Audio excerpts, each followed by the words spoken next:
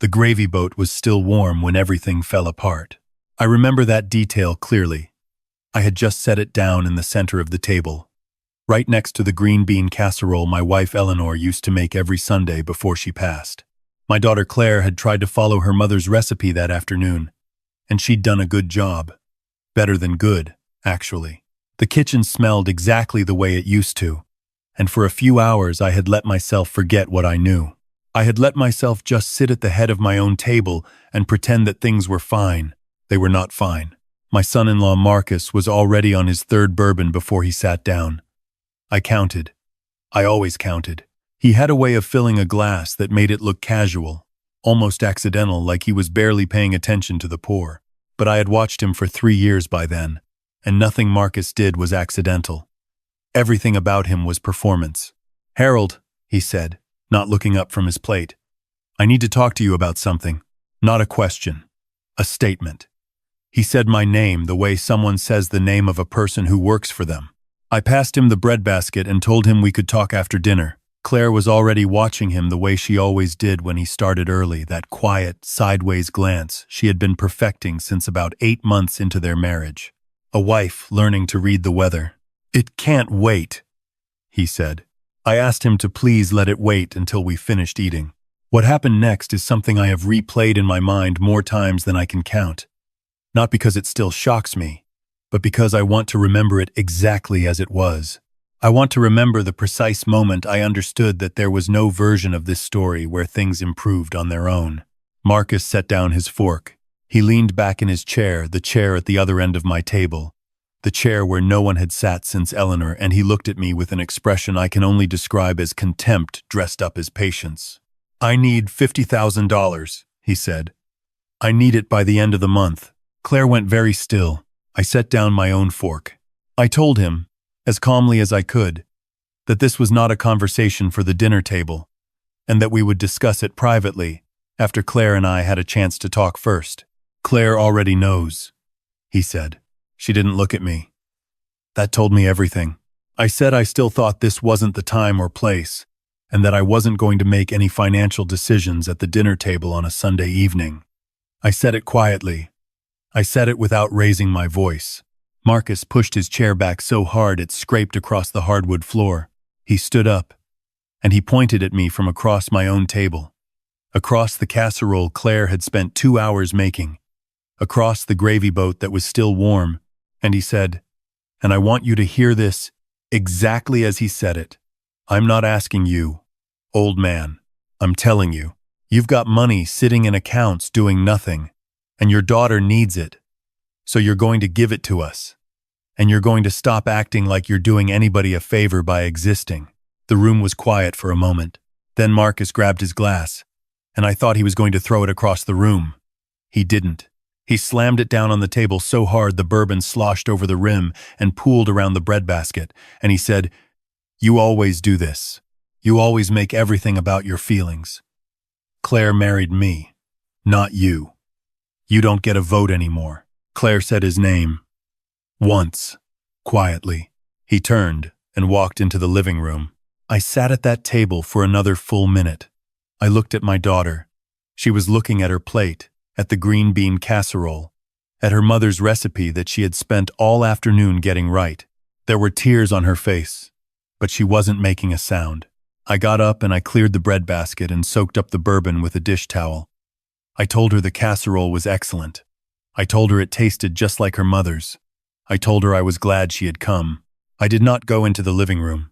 That night, after they left, after Marcus had gotten into the passenger seat, because he was in no condition to drive, and Claire had driven them back to their house 40 minutes away without saying much of anything to me at the door except, "I'm sorry, Dad. I'm sorry." I sat in my armchair and I looked at the wall for a long time. I want to be clear about something. I was not angry. Or rather, I was angry. But that wasn't the thing that was driving me. The thing that was driving me was much colder and much quieter than anger. It was a kind of clarity. The kind of clarity you get when you've been watching something develop for a long time and you finally allow yourself to see it for what it is. I had been watching Marcus for 3 years. I had noticed the way he talked about money always someone else's fault, always a system rigged against him, always a bad break right around the corner from a big one. I had noticed the way Claire worked overtime hours she never used to work. I had noticed the way she stopped talking about their vacation plans, and then stopped mentioning a house of their own, and then stopped saying much about the future at all. I had noticed, about 8 months ago, that she had quietly removed her mother's pearl earrings from her jewelry box at My House Earrings. I had been keeping safe for her, and I had not asked why. I am a retired structural engineer. I spent 34 years calculating load-bearing capacity and stress tolerance, and the precise points at which materials fail. I know how to look at something and understand what it will do under pressure before the pressure arrives. I had understood what Marcus was for a long time. I had simply been waiting to be sure. I went to my office, and I opened the filing cabinet, and I pulled out a folder I had started building about 6 months prior. Bank statements. Screenshots Claire had sent me of their joint account, not realizing I was paying attention to the numbers. A copy of a credit report I had no right to request, and had requested anyway, because I am her father. And sometimes being someone's father means doing things you have no official authorization to do. 2 letters from a collections agency addressed to their house that Claire had mentioned offhand, and then immediately changed the subject. I called my attorney the next morning. His name is Robert Ashworth, and I have known him for 22 years. And he does not waste time with pleasantries. I told him I needed to revise my estate documents.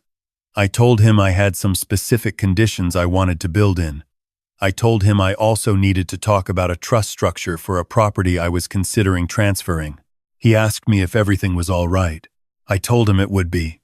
I want to tell you what I found out over the following weeks, because this is the part that kept me up at night.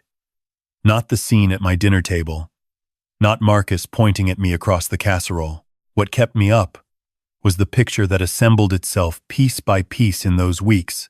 The way a structure's failure mode becomes visible only after you look at every joint and every weld and every point where 2 things connect. Claire had a retirement account.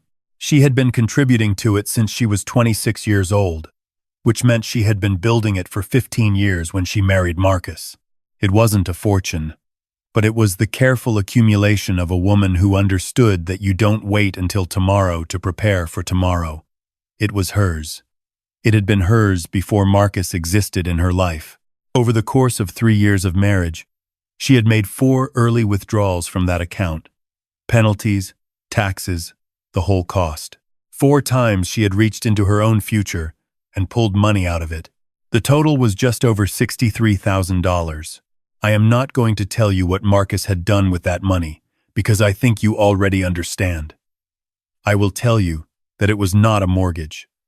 It was not medical bills. It was not a business investment. Not even a bad one. It was the kind of loss that happens in increments. Always just one more attempt to get back to even. Always one more reason why this time would be different. I did not confront Claire with what I knew. I want to explain why, because I think this is the part that some people might not understand, and I have thought about it carefully. If I had gone to her with a folder full of evidence and told her what her husband had done, she would have defended him. Not because she didn't know. I believe some part of her knew, but because knowing and being ready to act are 2 different things, and no one can be pushed into readiness. I had watched her mother spend 2 years knowing her own diagnosis before she was ready to tell anyone. Readiness is something a person arrives at on their own schedule, and the most you can do is make sure there is somewhere safe for them to arrive. So I prepared the place instead. The house I grew up in, my parents' house, had been sitting in my name for 11 years since my mother passed. It was a 3-bedroom on a quiet street in the same town where I lived, about 6 blocks from my own house. I had been renting it to a retired school teacher who moved to Florida 2 years ago, and since then I had kept it mostly empty. I went over there on a Saturday in November, and I walked through every room. I called a painter. I called the flooring company that had refinished my own floors the previous spring.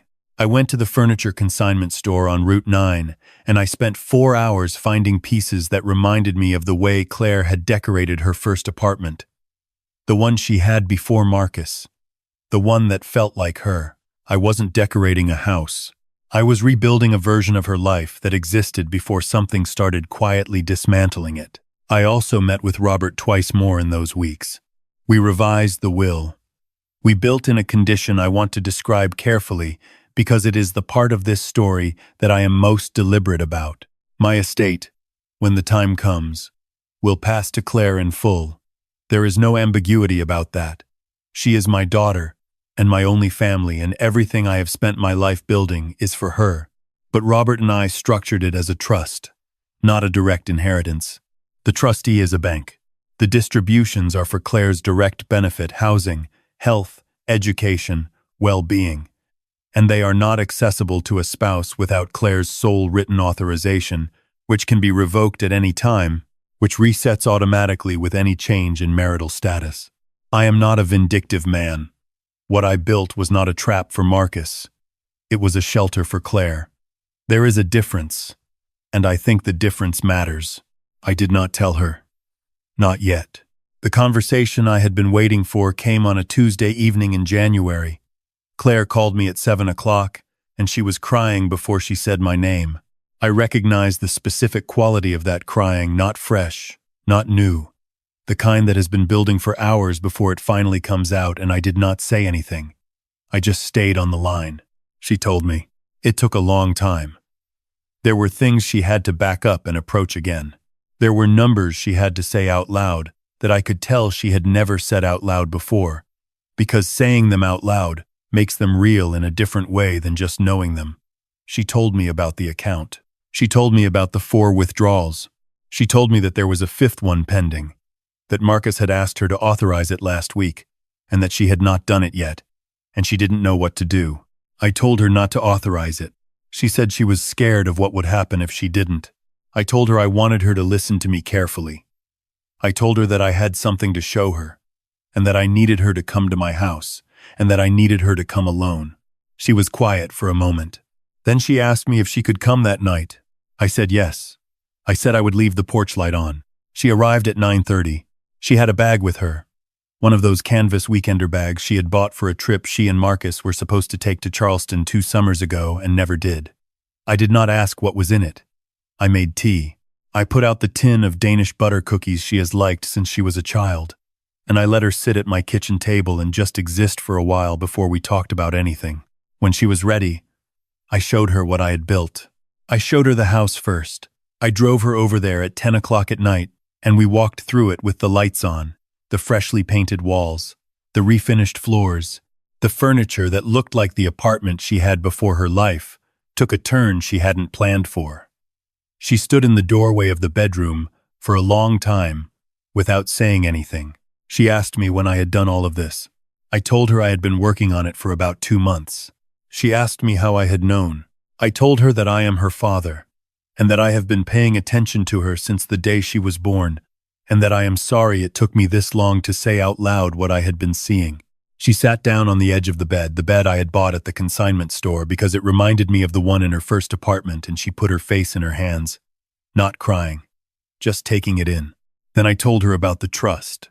I explained it the way Robert had explained it to me, in plain language, without the legal vocabulary. I told her what she would have access to, and how, and under what conditions. I told her that it was hers unconditionally. I told her the word unconditionally meant exactly what it sounded like, that there was no version of her future in which I would withdraw it or condition it, or use it to ask anything of her. She looked at me across the bedroom, and she said, "You did all of this without knowing if I would ever leave him." I told her I had done it so that the question of whether she could would never be part of her calculation. I had done it so that fear of having nowhere to go would not be the thing that made the decision for her. I wanted her to choose, I told her. However she chose. I just wanted the choice to be free. She came home that night. Both houses, mine and the one 6 blocks away, were lit up until well past midnight. What happened with Marcus in the weeks that followed is not the most important part of this story, but I will tell you what you are probably wondering. He called me the morning after Claire didn't come home. He was controlled. At first, he asked if she was with me. I told him she was. He asked to speak with her. I told him that was her decision and gave her the phone. I went into the other room. I do not know what was said. I know that Claire handed the phone back to me 20 minutes later and said, "He wants to talk to you." with a particular flatness in her voice that told me the conversation had gone about the way she had expected. Marcus told me I had gone behind his back. He told me I had interfered in his marriage. He told me I owed him a conversation about the money, and that family didn't treat each other this way. I let him finish. Then I told him that I had not gone behind anyone's back. I had prepared my own estate documents and renovated my own property, both of which were entirely within my rights, and neither of which required his knowledge or approval. I told him that the conversation about the money had in fact been offered at my dinner table months ago, and that his response to that offer had involved a bourbon glass and language I was going to choose not to repeat. I told him that if he had further questions about the legal structure of my estate, he was welcome to contact Robert Ashworth, whose number I could provide. He said something I won't repeat here. Then he hung up. Claire filed for divorce in February. She did not ask me whether she should. She told me she had decided, and she told me the name of the attorney. She had hired a woman named Sandra Park, who came recommended by 3 different people Claire had found through her own research, and she asked me if I could help her get the rest of her things from the house one afternoon while Marcus was at work. I told her I would be there. We went on a Wednesday. I drove the truck I keep for hauling things around the property, and Claire's colleague from work came with us, a young man named Tyler, who was very large and very quiet, and carried everything without being asked twice about anything. Claire moved through that house quickly, like someone who had already mentally left it months ago and was simply retrieving items she had left behind. She knew exactly what she wanted. She did not linger. The last thing she took was a photograph from the bedroom. Her and her mother, at Claire's college graduation, both of them squinting in the sun and laughing at something just off camera. She had a copy of it at my house. She had a copy of it at the new house. She took this copy anyway. I understood that. We loaded everything in about 2 hours. Tyler drove the truck back. Claire rode with me. She was quiet for most of the drive. Somewhere around the 3rd stoplight, she reached over and put her hand on my arm for a moment. Just rested it there, like she was checking that I was solid, that I was real, and then she put it back in her lap. I have been an engineer for most of my adult life. I understand load-bearing capacity.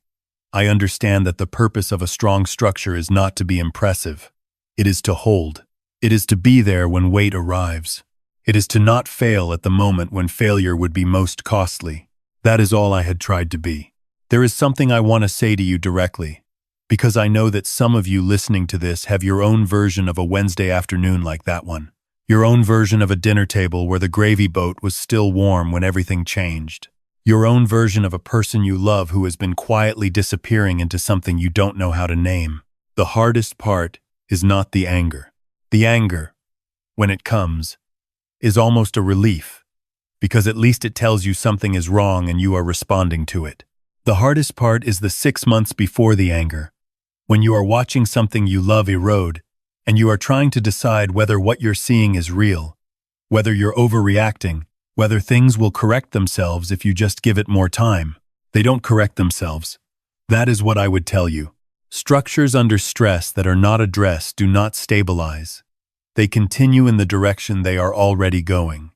The question is only whether you act before or after the collapse. Claire is doing well. She has been at the house for 8 months now, and I will tell you what she has done with it, because this is the part of the story that matters most to me. She painted the front door a color called Aegean blue, which apparently was very popular and back-ordered twice at the hardware store. She planted tomatoes in the backyard in late April and called me on a Sunday in July to tell me she had grown what she described as an alarming quantity of tomatoes and did I want some.